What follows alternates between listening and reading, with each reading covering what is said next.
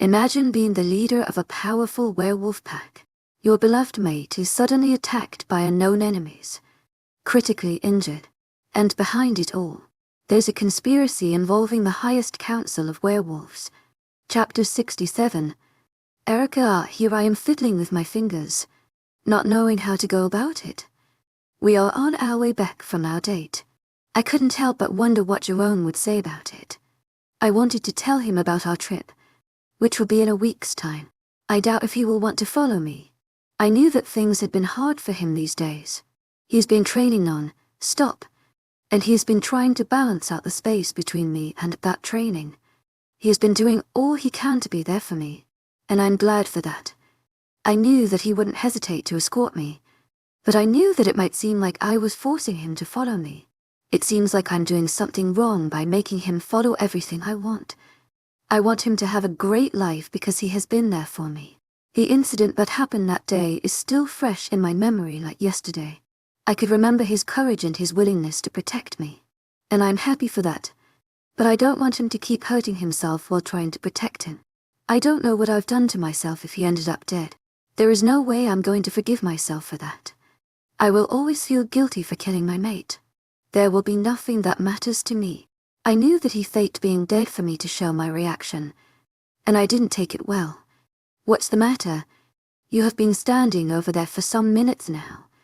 I heard Jerome's voice ask, snapping me out of my thoughts, and I turned to look at him. I heaved heavily as I stared at him with adoration. My eyes were filled with brightness, and they lit up. I stared deeply into his eyes, my heart beating rapidly. It's nothing, I said with a deep pause while complimenting her on what to do. I knew that I had no choice but to tell him, and I also knew that this might not be the right time to do so. You don't have to worry, you can tell me whenever you want, he replied with a smile. I couldn't help but feel guilty about not telling him. I knew he would agree to go with me immediately, and I don't want him to think I'm taking advantage of that. I knew that if I told him late, it might look like I was taking advantage of him, and I didn't want that. I don't want him to feel like I'm taking advantage of him. I want him to feel free with me, and I shouldn't hide anything from him. It's all right. I will tell you now, I said with a pause while staring at him to be sure he was listening to me, and he was about to interrupt me when I placed my fingers on his lips and told him to be quiet. I want to go on a trip next week with a pack, and I would like you to come with me. To my agent extraordinaire, Madeline Nilben. Heartfelt thanks for your unfailing patience, enthusiasm. And he chuckled while staring at me. Is that what you wanted to say? You should know by now that it isn't a problem for me. I will follow you. And I sighed heavily, knowing that what I wanted to avoid had finally happened. I knew that there was no way he would refuse to follow me. But to me, it seems like I'm being hard on him. It feels like I'm forcing him to follow me. I don't like that sound of things. But I knew that there was no way he was ever letting me go alone. I'm glad you are going with me, I said with a fake smile. And he chuckled before turning to look at me. He stood in front of me. Hovering over me, the moon shone brightly, and I could see his eyes clearly. His eyeballs were shimmering with loads of emotions. I could feel my feet getting weaker every few seconds as I stared deeply into his eyes. His eyes were a deep blue like that of the ocean. He used his finger to place a strand of my hair beside my ear. I could feel my heart swell with so much emotion, and I could feel it thundering heavily against its cage every minute. I was in a daze, and it was like the whole world had stopped and vanished. It was like we were the only remnants on Earth. He brought his face closer to mine, and I closed my eyes in anticipation. I waited for his lips to meet mine, but what I wanted didn't happen. I opened my eyes with annoyance, and I saw him smiling at me. I was about to talk when I felt his lips on mine. I felt the anger in me disintegrate into nothingness, and I was filled with want for him. I kissed him back almost immediately. Our tongues fought for dominance, and his hands roamed all over my body like a pro. He fondled my breasts, and he pinched my nipples. I have been trying to fight back the moan that wanted to escape my mouth because we are not in our room. I knew that anyone could catch us making out in public. I knew that I would feel embarrassed if someone were to see us. I tried hard to fight the moan, But he seemed to notice that, and he twisted my nipples hard enough to make me throw away the atom of shyness in me. I moaned out loud, not caring if anyone would hear or see us. I knew that something like that might happen, but I decided to worry about all that later. The moan that I let escape my mouth gave Jerome the opportunity to push his tongue into my mouth. He used his tongue to explore my mouth, and I felt great about the way he was handling me. We pulled away from the kiss after what seemed like minutes. That was intense, I said while trying to catch my breath, and Jerome chuckled with a mocking look on his face. I'm such a good kisser. Right. Jerome moused with a raised eyebrow while staring at me intently, like he could read through me. No, you aren't. You shouldn't be so full of yourself, I replied, and he chuckled heartily before replying. You might want to confirm that again. We might go on another round of kissing, and I might not let you go anymore, he said with a creepy smile on his face, and I cringed back knowing that he would do just like he had said. I knew that he only wanted me to say it to him, but I'm not ready to tell him. He knew that I had said it earlier, but he wanted me to admit it again, and I won't give him that satisfaction. You won't dare try it, I said while glaring at him while trying to make it look like I was not intimidated. I knew that I might have no experience kissing since he was the only one I had ever kissed. He walked toward me with an intimidating look on his face, and I moved backward. I will do that again, and there is only one way to make me stop, and that is if you admit that I'm a good kisser. And I moved back uncomfortably. No one would be afraid. I'm an alpha if they are to see me moving back. I wouldn't have for once believed that I will have this kind of effect on me. I was shocked, but I knew that all this was possible due to our bond.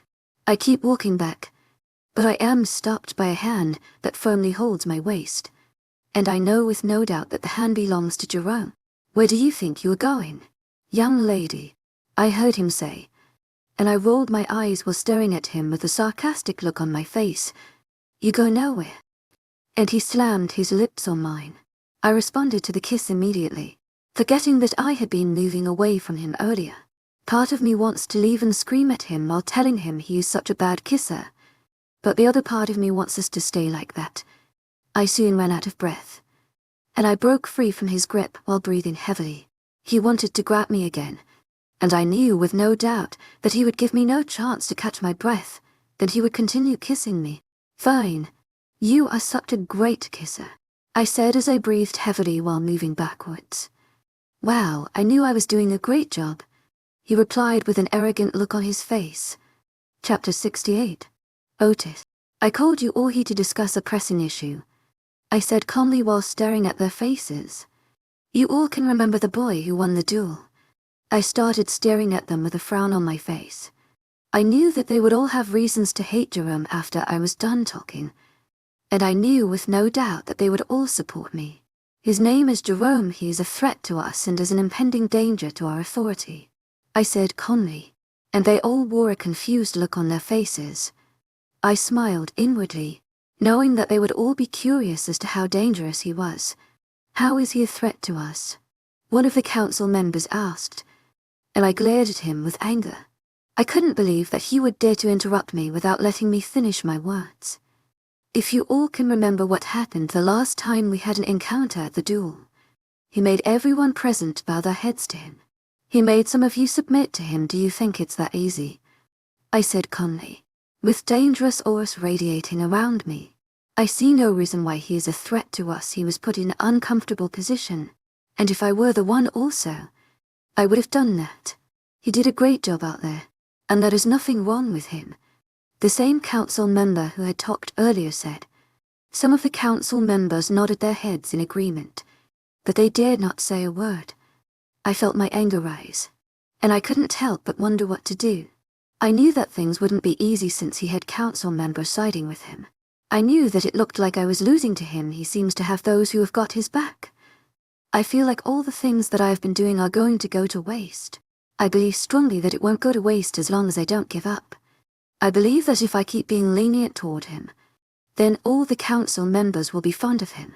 And I don't want that. I want nothing other than to see him fail. I want him to die, and everything would be back to normal. He is a threat to us all. He will soon come for my throne. There is no way he would sit down as an alpha. He is an impending threat to us. Members of each pack aren't safe anymore. He would go about using his auras to make people submit to him. And you all won't be able to escape his wrath. To my agent extraordinaire, Madeleine Nilben, heartfelt thanks for your unfailing patience, enthusiasm. Hoping that they would see things the way I do. You are wrong. You seem to be taking his matter harshly. You seem to have bore hatred for him. If this is what you want to talk about, then I'm out of here, he said again. And I groaned angrily. I couldn't believe that even without him trying to gain the Werewolf Council's trust, he already has it. It hurt me to know that things might not work out as I want them to. All that I had thought I had achieved in all these years would go to waste. Those that don't believe in what I've said should leave. To my agent extraordinaire, Madeleine Nilben, heartfelt thanks for your unfailing patience, enthusiasm. And instantly 5 members stood up and left the place. I felt my anger rise to its peak, knowing that there was no way I would let him get to the other pack members. They left, and I glared at their retreating figure. Those that were left are those that were initiated by me, those that I have in my grasp. I knew that there was nothing there to say to them anymore. Meeting dismissed. To my agent extraordinaire, Madeleine Nilben, heartfelt thanks for your unfailing patience, enthusiasm. And I stood up angrily. I wore a straight face as I walked out of the Werewolf Council's meeting room. I walked into my office with dangerous auras radiating around me. I couldn't believe what was happening. How come others don't want to agree with me that Jerome is a threat to us? I knew that he had gotten through to them, and their hearts had softened for him. I knew that there was no way I would be able to get them to hate him. I knew that there was no way I would be able to change their mind. I walked into my office, and shortly there was a knock on the door. I sniffed in the air, and I knew that it was my beta. Come in. To my agent extraordinaire, Madeleine Nilben, heartfelt thanks for your unfailing patience, enthusiasm. What news do you bring me? I asked impatiently, knowing that there was no way he would come here empty-handed. I found a perfect day to set the attack. And I stood up with a questioning look on my face. Alpha Erica is going on a trip with him next week, and I will suggest that you attack him there. It would be sudden, and they won't be able to retaliate. And I smiled happily, knowing that things would soon work out my way. He would be dead soon, and there would be nothing to stop me from getting what I want. I would kill him just like I had done to his father. He should have laid low in the pack I took him to instead of trying to cause trouble. I was willing to give him a second chance, but he threw that in my face. He would regret ever messing with him. I would make sure that he would regret ever coming to Erica's pack. He would regret not listening to his ex-fiancé. You can leave now. I will call you if I need to know anything, I said to him, and he bowed his head before leaving. I couldn't help but smile with satisfaction, knowing that there is no way he would be able to escape death this time. I would make sure I send my best warriors. The death he's been looking for all this while will locate him. He would regret ever messing with me. Chapter 16. Scene Jerome. I woke up due to the sound of my annoying alarm, which rang through the whole room. I slammed it shut with my hand. I stretched my body with a frown on my face, and I couldn't help but wonder what it was like for me to set the alarm so early. A smile broke on my face as I remembered what was happening today. I would be going on a trip with Erica for Pack's business. I could remember the look on her face after knowing that I would be leading the pack with her. It was like a dream come true, since I have always had dreams of what would happen today. I feel happy knowing that I will be going with her, and I couldn't help but wonder what would have happened if I had said I wouldn't follow her. I smiled happily as I stood up from my bed, and I used my finger to rub my eyes gently. I did my morning push-ups, and I stood up with sweat dripping down my body. My eyes were filled with nothing but happiness as I walked toward my bathroom with a towel over my head. I brushed my teeth, and I have my bath. I walked out of the bathroom with water dripping down my hair. I dried my body with my towel, and I put on my clothes after applying lotion to my body. I walked out of my room, and I headed toward Erica's room. I wanted to know if she was awake, and I knew with no doubt that she would have been awake by now. She had told me that we would be leaving early, I knocked on her door, and she ushered me in. She smiled immediately when she saw me. She walked up to me and placed a kiss on my lips. Our relationship had been utterly different since I had taken the lead by kissing her. She doesn't seem to care about anything. She had opened up to me in a way I hadn't before. She seems more free with me than before. We had improved with our greetings. We kissed each other more often. I was glad that things were starting to go as I wanted. Good morning. To my agent extraordinaire, Mylan Nogan. Heartfelt thanks for your unfailing patience, enthusiasm. How was your night? Staring at her with eyes glistening with so much emotion. My eyes were on her as I stared at her from head to toe. It was great. And yours? And I rolled my eyes sarcastically at her. When are we leaving? Staring at her intently. It was like we should have been on our way now. There is nothing on my mind other than us on the trip. I couldn't help but wonder how the ride will be. I spent the whole night thinking about how our day would go. We are leaving soon. And you are eager to go. Yes, I am. I can't wait to be on the chariot. It will be great having you with me on the journey. I won't be bored. And I won't need to take Victoria with me, she said with a smile on her face. And I couldn't help but feel happy that I would be doing something great for my mate. I stared out of the chariot with a smile on my face. My face was beaming happily, knowing I was going on a trip with my friend. I couldn't help but smile as everything went into a blur. There was nothing on my mind other than my beautiful companion, who was beside me. I need to get some things in my office mind coming with me, she said while staring at me with raised eyebrows. She stared at me in a pleading manner. Of course I will, I replied, and she squeaked silently as we walked to her office. We walked back to the chariot, where a few warriors were waiting for us.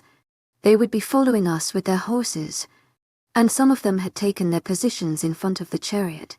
We entered the chariot, and Sumi took off. I sat beside Erica, who was staring at the front as the horses raced forward. I could hear the horses' footsteps, and I couldn't help but think back. I could still remember the scenario where I was taken forcibly to Erica's pack. I can say it isn't something I want, and I was thrashing around the chariot where I was tied. The only thing on my mind was to escape from her and go back to Mabel. I could feel my heart throb with sadness at the thought of Mabel. I knew that I was being unfair to her by breaking her heart like that, and I knew with no doubt that I would have been more hurt if it turned out to be me. I knew that I wouldn't take it lightly with her, and I wonder how she is doing. I felt bad that I had led her to think that we would be together forever when we actually couldn't. Jerome, are you all right? I heard Erica's voice jolting me out of my thoughts, and I turned to stare at her. I'm fine. I was thinking of what had happened. I couldn't believe a day like this would come.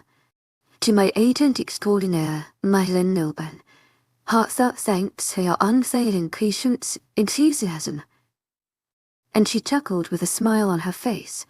I also don't believe this would happen, but I'm glad it all turned out to be like this.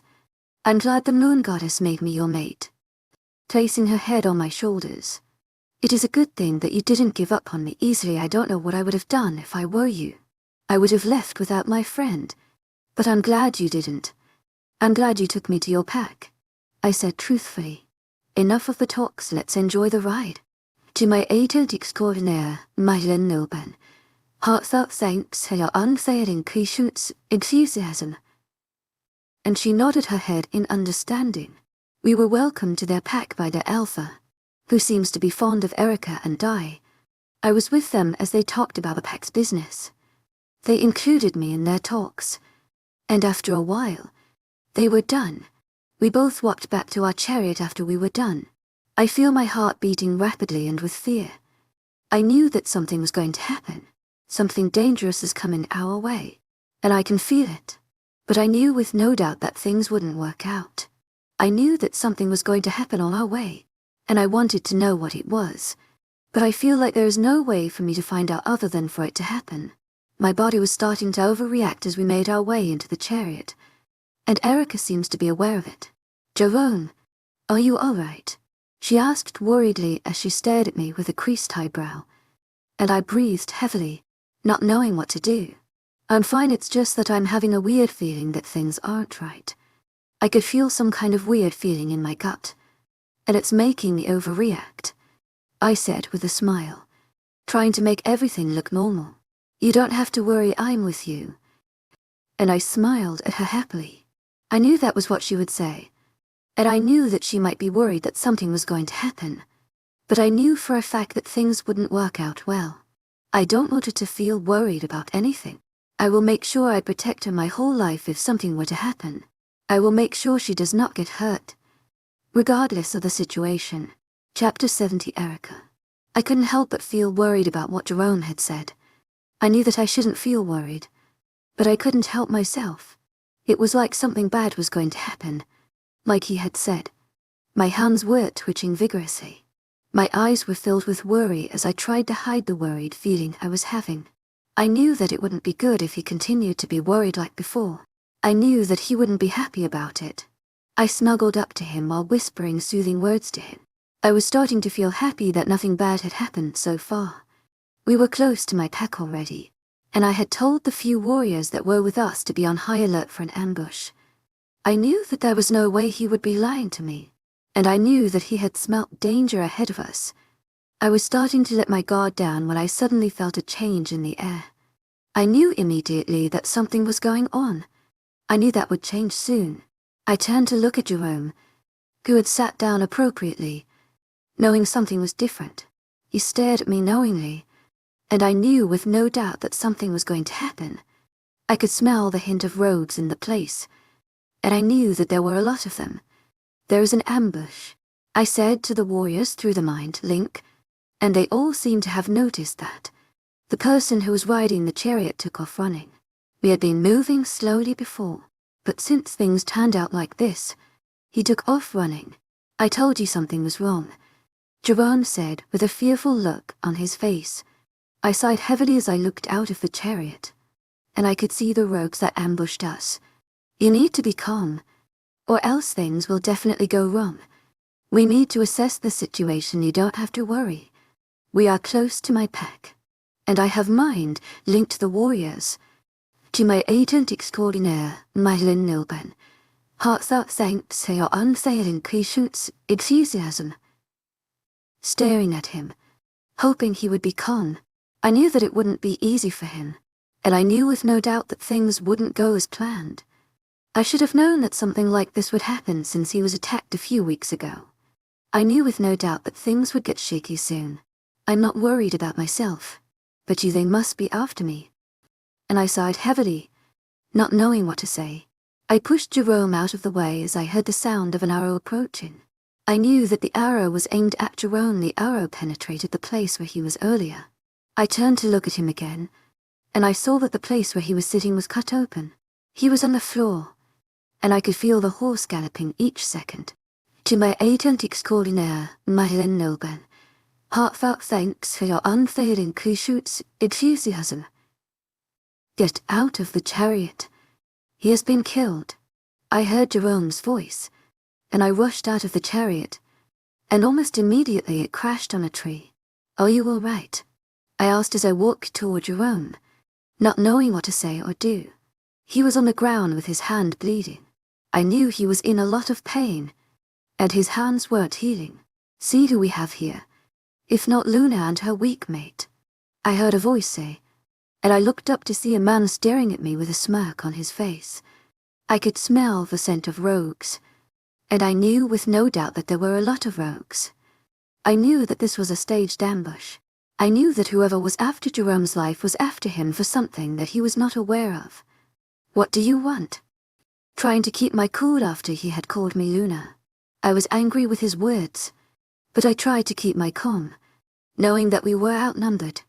I knew that he was only trying to make me angry so that I would attack without thinking, but I knew better not to do so. I knew that he was trying to trap me, and then he would use me as bait to get Jerome killed. I turned to look at Jerome, who had stood up from the floor with bleeding hands. He stood beside me, and I had a frown on my face. We want his life has been paid for, and we will stop at nothing but to kill him.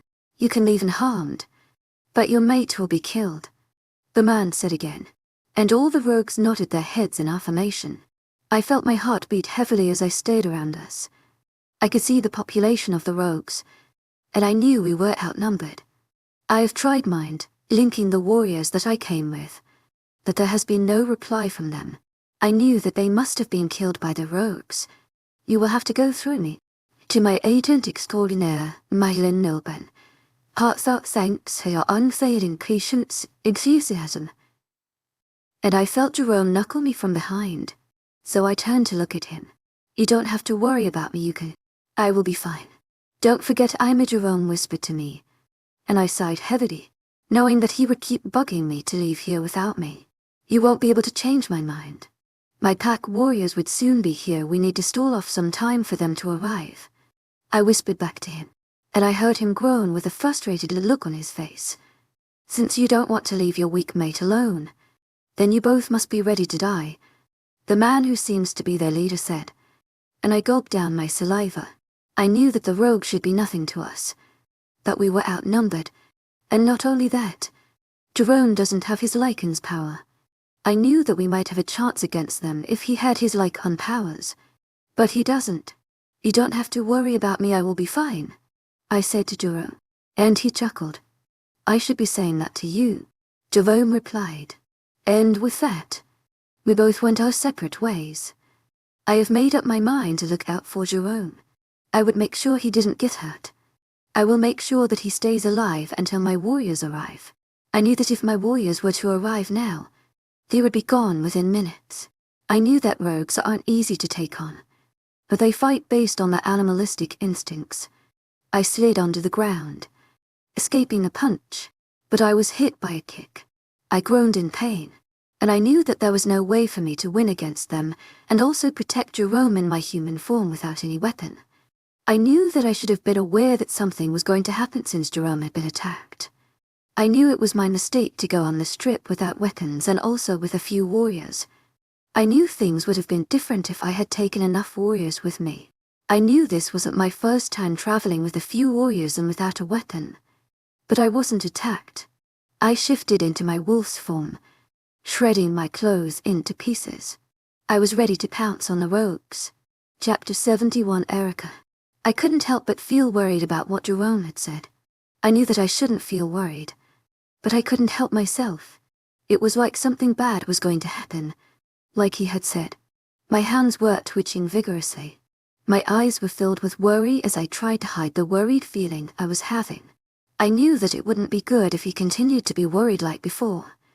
I knew that he wouldn't be happy about it. I snuggled up to him while whispering soothing words to him. I was starting to feel happy that nothing bad had happened so far.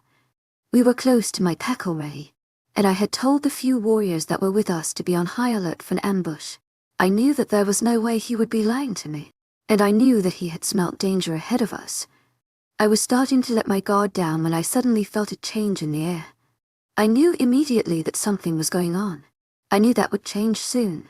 I turned to look at Jerome, who had sat down appropriately, knowing something was different.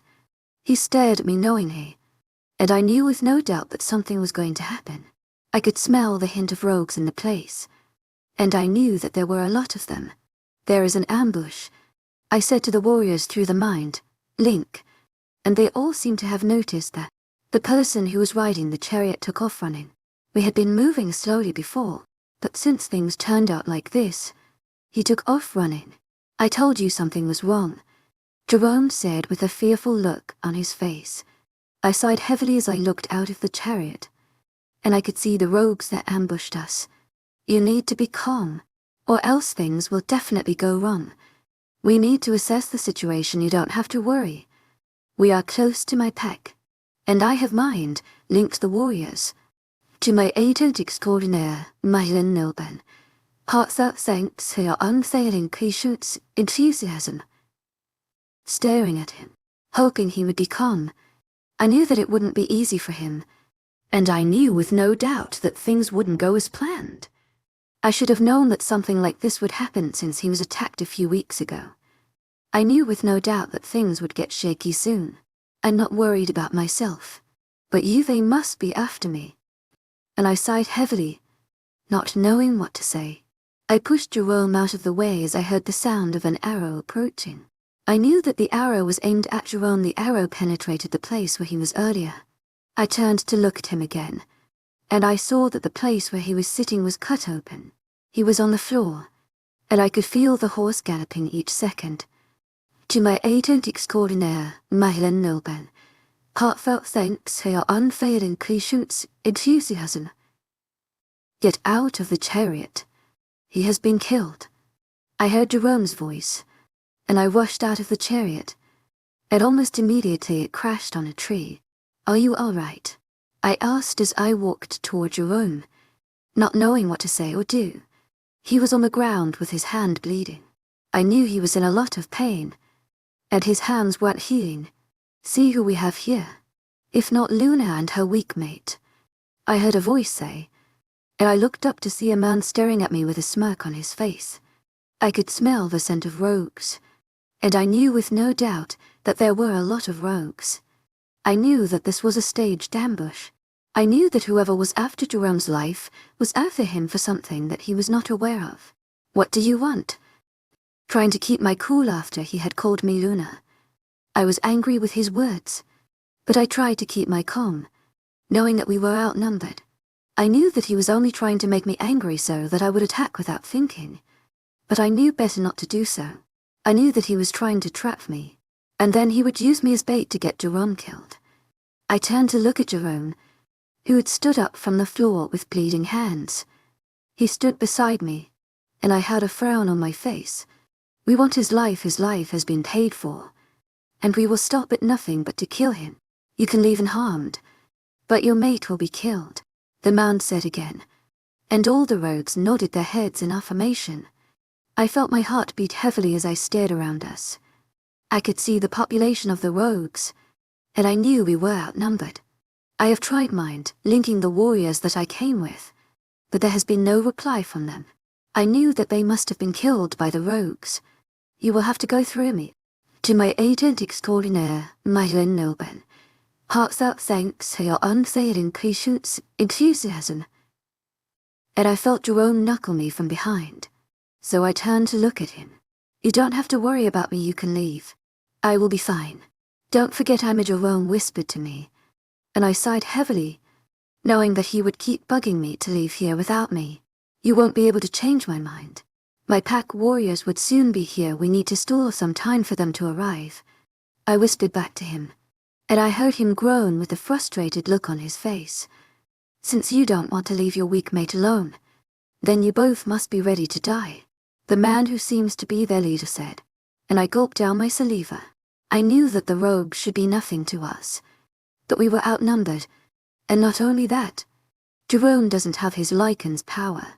I knew that we might have a chance against them if he had his Lycan powers, but he doesn't. You don't have to worry about me, I will be fine, I said to Jerome, and he chuckled. I should be saying that to you, Jerome replied, and with that, we both went our separate ways. I have made up my mind to look out for Jerome. I would make sure he didn't get hurt. I will make sure that he stays alive until my warriors arrive. I knew that if my warriors were to arrive now, they would be gone within minutes. I knew that rogues aren't easy to take on, but they fight based on the animalistic instinct. I slid under the ground, escaping a punch, but I was hit by a kick. I groaned in pain, and I knew that there was no way for me to win against them and also protect Jerome in my human form without any weapon. I knew that I should have been aware that something was going to happen since Jerome had been attacked. I knew it was my mistake to go on this trip without weapons and also with a few warriors. I knew things would have been different if I had taken enough warriors with me. I knew this wasn't my first time traveling with a few warriors and without a weapon. But I wasn't attacked. I shifted into my wolf's form, shredding my clothes into pieces. I was ready to pounce on the rogues. Chapter 70 to Erica. I rode a horse quickly toward my pack with my mind being fuzzy. There was nothing on my mind other than to get Jerome to the infirmary for treatment. I felt anger boiling in me, and it was directed toward those who attacked us. I will make sure I get to the root of everything. I will make them pay for hurting Jerome. I would make sure that none of them got away. My eyes were filled with unshed tears, which I was trying my best to hold in. I tightened my hand over the rope that was attached to the mouth of the horse while using the whip that was in my hand to whip the horse's back, urging it to run faster. Jerome, stay with me. To my agent extraordinaire, Madeleine Nilben, heartfelt thanks for your unfailing patience, enthusiasm. Slapping his cheek to keep him awake as I rode the horse quickly, but he didn't wake up. I felt my heart ache, knowing that what I feared most might happen. Tears were streaming down my face as I stared at his pale figure, which was sitting unconsciously in front of me. I felt my heart hurt as I stared at him, and I couldn't help but feel hurt and sad that he was responsible for this. All this wouldn't have happened in the first place if I hadn't told him about the trip I'm about to embark on. I feel my eyes getting more moist, and I feel the tears in my eyes blocking my view. I blinked away the tears that were in my eyes, and I sighed heavily with sadness in my eyes. I feel bad that I was the cause of all this. All this wouldn't have happened if I hadn't told him to come with me, and it would have been avoided if I had taken weapons with me on our way, also if I had allowed the warriors to follow me. I feel bad about everything, and I keep whispering about how sorry I am to his ears. I almost collided with a tree, but I was able to dodge it on time, and after what seemed like hours to me, I could feel myself getting closer to my pack. Soon I arrived at the pack, and I carried Jerome, who was lying lifelessly on the horse with blood dripping down his body. I had a worried look on my face as I rushed him into the infirmary and carried him into a private ward that was at the end of the infirmary.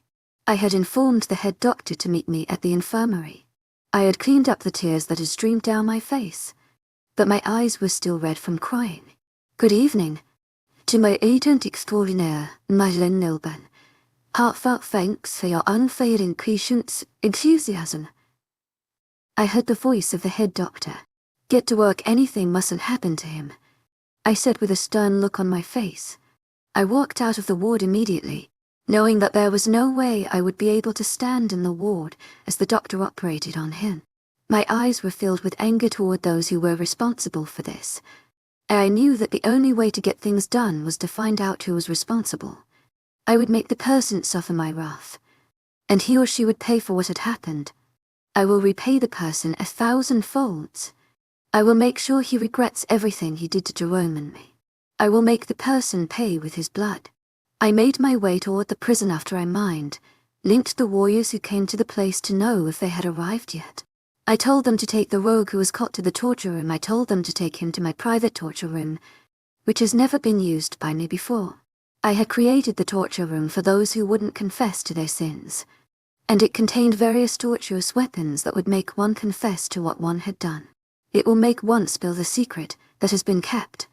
There will be no way that the rogue will fail to say who sent them. I have always wanted to try out my tools since I added some things to them recently. I felt like this would be the right time to test things out, and I knew that the tools would never fail me. I will make sure that I direct my anger at the individual who is responsible for what he has done. I walked into my private torture room, and I saw the rogue, who was tied down to a chair. There was nothing on my head other than the scene of me carrying Jerome into the infirmary. You should leave, I said to the warrior who had brought the rogue into the torture room. What do you want with me? The rogue asked weakly. Blood was dripping down his hands, which were refusing to heal quickly. You aren't supposed to ask me any questions, but I will answer you. You are here to be tortured, I said to him while staring at him menacingly. Who sent you? I asked, staring at the rogue, who chuckled weakly at my question. You won't answer. I've been trying to be lenient toward you. You will regret not telling me soon. To my agent extraordinaire, Madeleine Nilben, heartfelt thanks for your unfailing patience, enthusiasm.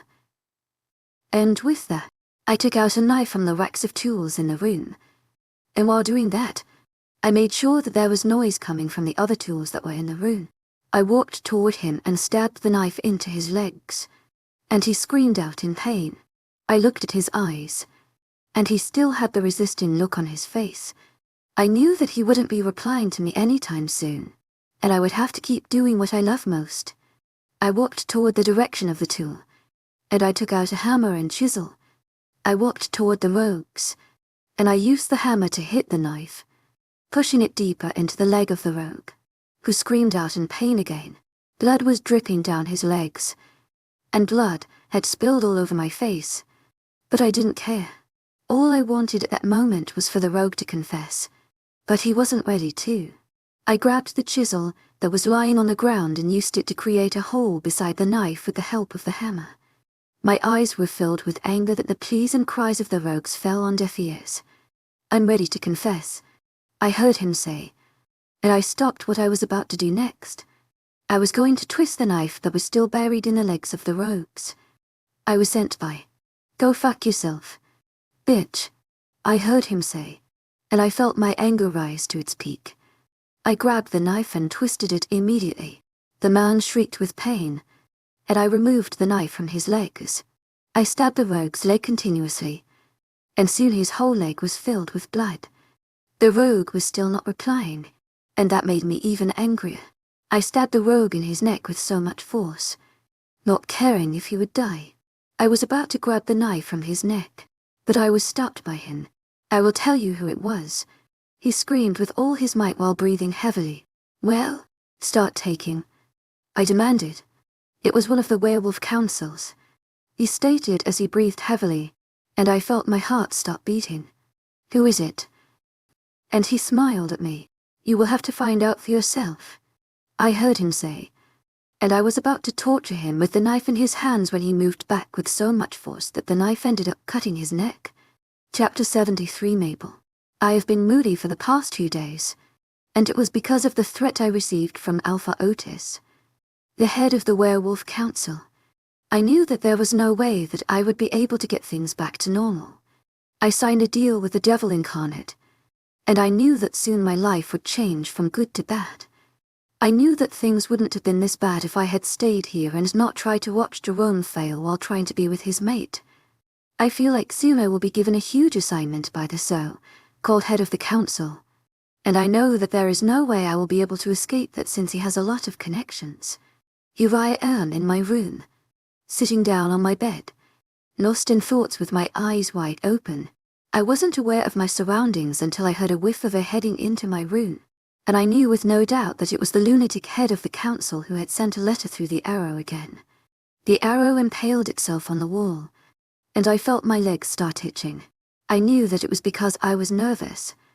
I walked toward the arrow, which had a letter attached to it, and I took the letter with shaky hands, not knowing what to do or say. My face was furrowed while trying to figure out a way out of all this. But it seems there is no way I would be able to escape from the hands of the controlling head of the council. I have tried thinking of a way to not listen to him, but there is no way that could be done. I'm just an omega who everyone takes advantage of. They all take me for a coward, and they do as they want with me. I knew that the life of a commoner like me wasn't worth a thing. They would use and discard me just like Jerome had done. It was late before I realized that he had taken advantage of me and used me the way he wanted. He knew he was a strong breed of werewolf, but he kept quiet about it for years, and he used that to make everyone submit to him. But there is no way I'm letting him use me again. He's done enough for me, and I will make him pay for it if I get a chance. I knew there was no way I would be able to get my revenge on him, and I pray that the head of the Werewolf Council wants Jerome dead. Then I will gladly do that. There will be no resistance in my way, and I will do everything exactly as I want, and no one will question me about it. I knew that with the help of the leader of the Werewolf Council, I would go unnoticed by anybody, and I wished a time like that would come. I opened the letter with shaky hands, and my eyes caught a solid-looking substance that was wrapped in paper. I knew that there was no way I would know what the substance was being used for until I read the letter. My hands were shaky as I tried hard to hold the paper out to read. My eye wound up with shock, not knowing what to do. It turned out that the head of the council wanted to make my wish come true. I knew I should be happy about that, but I'm not. I'm sad that this will be the end of Jerome. I knew that I had prayed and wished for this earlier, but that was only within my reach.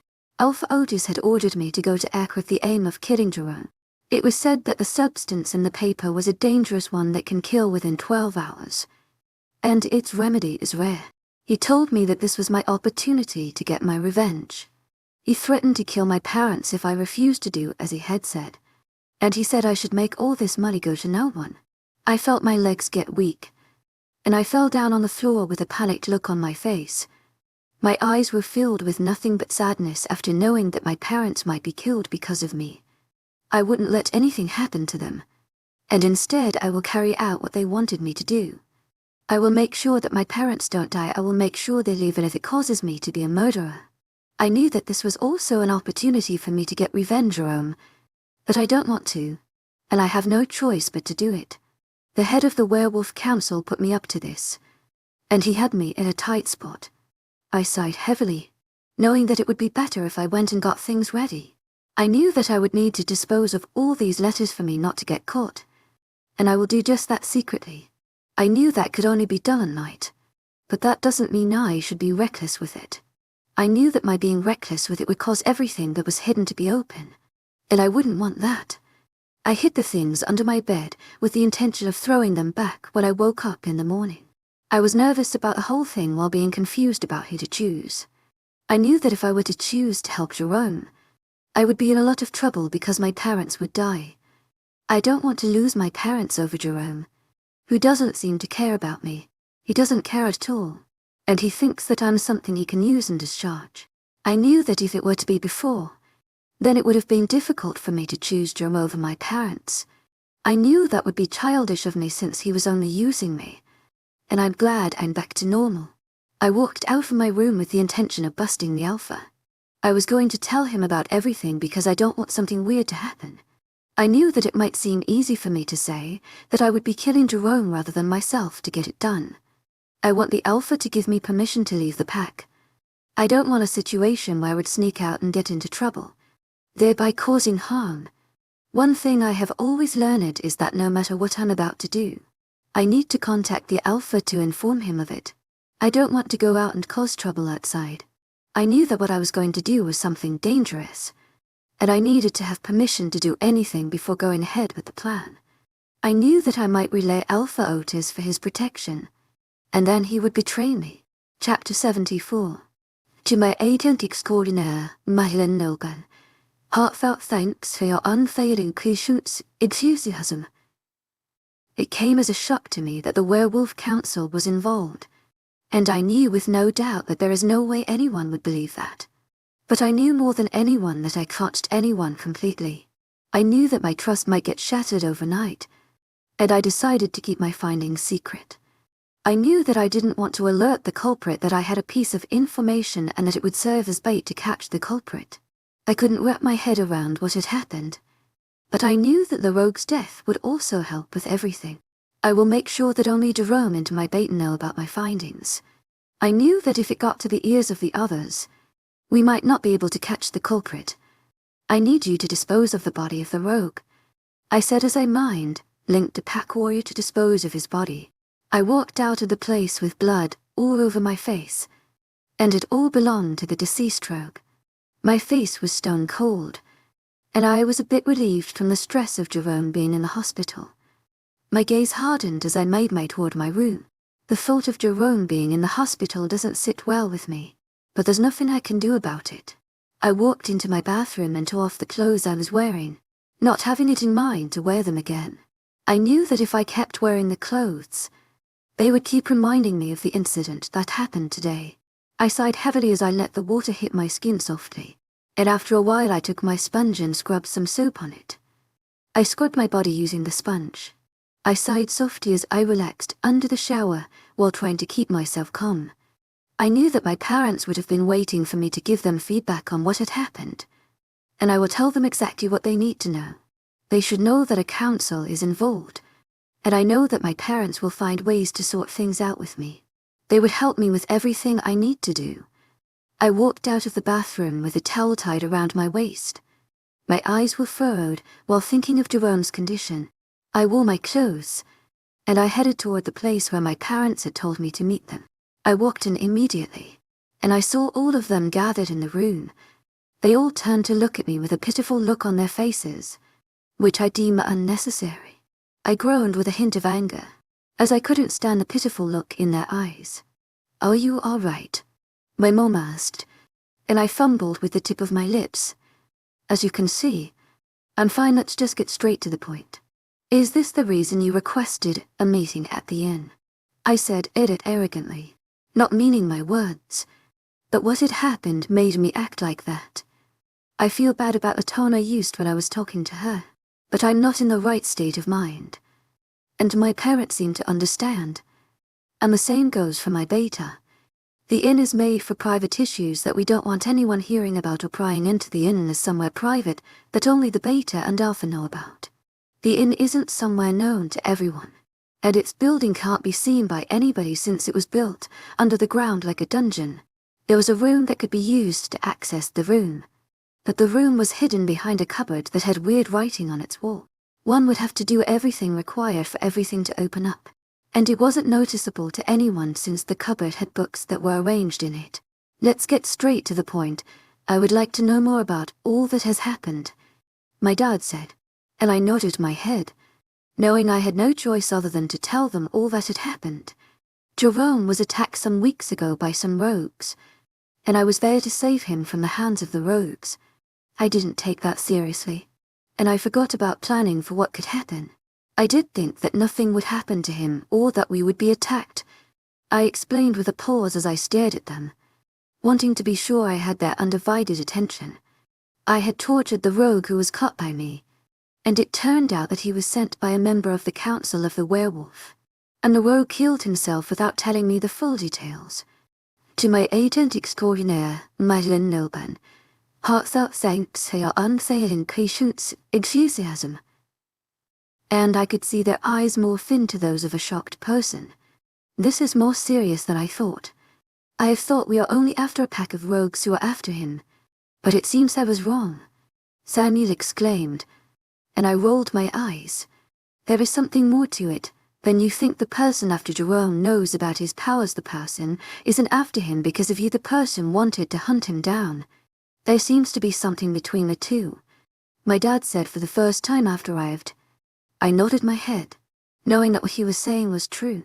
Are you trying to say that there is a connection between the both of them? My mum asked, and my dad nodded his head.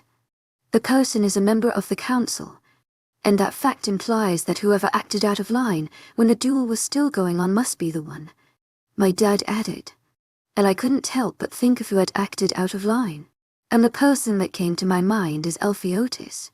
I have someone I suspect, I said to them, and they stared at me curiously. The person I suspected is Otis. He seems to be working with Alpha Rider, I was saying, but I was cut short by a voice that rang into my head in a joyful state. To my agent extraordinaire, Madeleine Nilban, heartfelt thanks for your unfailing patience, enthusiasm. Your mate is awake, and he requests for you. I heard the voice of the doctor who was attending to Jerome through the mind link. I felt my heart leap with joy that instant, and a smile broke on my face. I couldn't believe that such good news still exists. My eyes were filled with joy, and my parents stared at me with a questioning look plastered on their faces. My mate is awake, and I need to be by his side, I said to them, and I walked out of the inn, forgetting that I was in the middle of a meeting. I made my way toward his room with a small smile curving at the end of my lips, and I walked into his room to see him wide awake. He was staring at the ceiling, and I moved toward him with a smile on my face. I feel happy knowing that he's back, and I couldn't contain my happiness. How are you doing? I asked him with a bright smile as I took my seat on the bed. I'm getting better, thanks to someone. And I chuckled. It isn't funny the way you acted out there. Are you planning to get yourself killed? You should have let me handle them. I don't like seeing you hurt like this. To my agent extraordinaire, Madeleine Nilban, heartfelt thanks for your unfailing patience, enthusiasm. But I was interrupted by a mind link. A lady has been caught at the pack border with the name Mabel Temptress. She said she would be let in, the voice of the head of the guards at the border said, and I felt my heart freeze not knowing what was going on. Chapter 75. Arika, why is she here? I asked with a cold and angry look on my face. What's wrong? I looked at Jeremy, who jerked up from his bed as my loud voice alerted him. I looked at him with a puppet-like look as he glared at me with a cold look on his face. Who is here? Jerome asked. and I sighed heavily, not wanting to reveal to him that Mabel is here. I hope I didn't disturb you.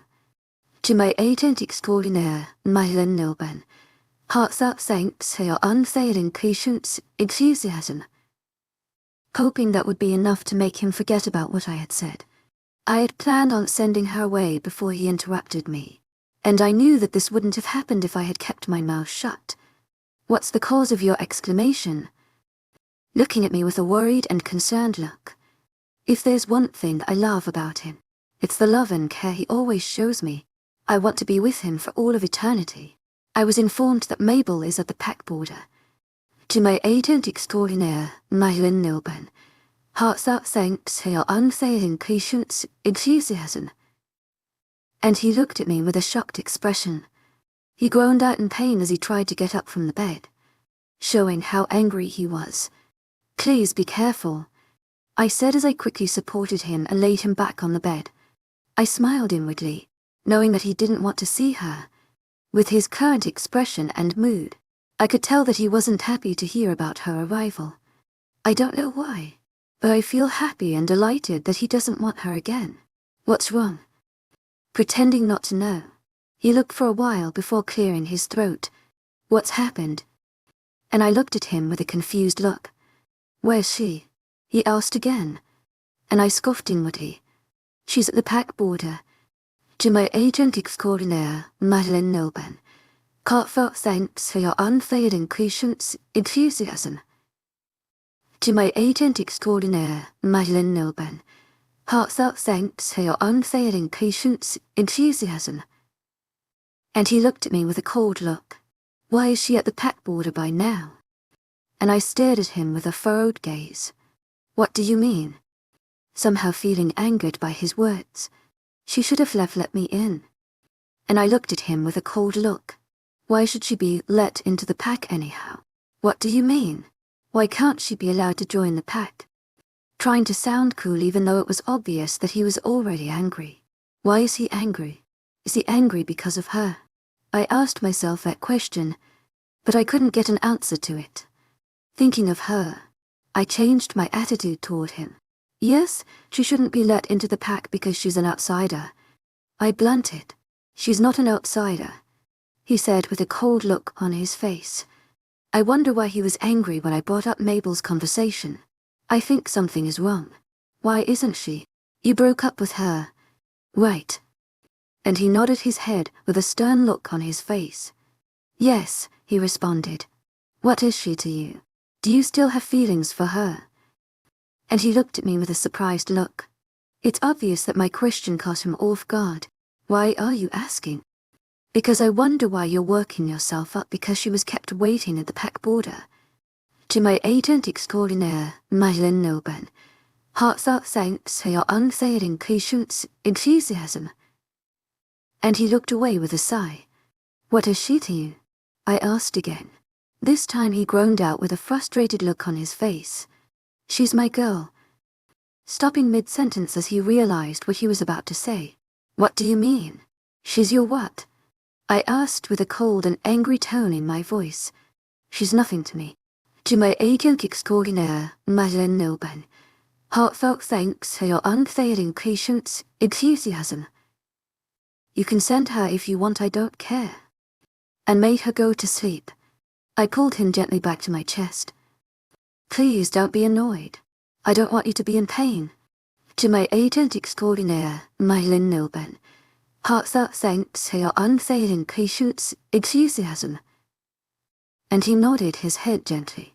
I should go and meet her, he asked as he tried to get up. I pulled him back gently. Considering his health, I wouldn't want anything to happen to him. I knew that this wasn't a good thing since he was hurt in my place, and letting him go will only endanger his life. I would have let you go, but I can't see you this way. I would go myself, don't worry about it. To my agent extraordinaire, Madeline Nilben, heartfelt thanks for your unfailing patience, enthusiasm. And he nodded his head gently. Please try to be nice with her. And I glared at him coldly. I replaced my expression with a smirk as a crazy idea popped into my head. Okay, I would, Bye, I said as I planted a soft kiss on his forehead. I jerked up from the bed and adjusted my clothes properly. I made my way toward the door. I pushed the door open as I twisted the knob. I made my way toward the pack's border with a frown on my face, wanting to know what would happen next. I can't believe that he would want to hurt himself because of Mabel. It hurt me to know that he still had lingering feelings for her. And I have made up my mind to find out why she was here and what she wants. I ignored the greetings of the pack warriors, and I made my way toward Mabel with an interested look on my face. "Follow me," I said authoritatively, and she stared at me for a while before following me. I knew that I didn't want to say anything in front of the pack warriors, and as soon as we were far away from the hearings of the pack members, I struck up the conversation. "Why are you here?" I asked while glaring murderously at her. "I came here since I heard that Jerome was attacked and he got seriously injured," she replied, and I scoffed with a frown on my face. "You think I will believe that? Why are you here?" I questioned her again with a serious look on my face while releasing my auras.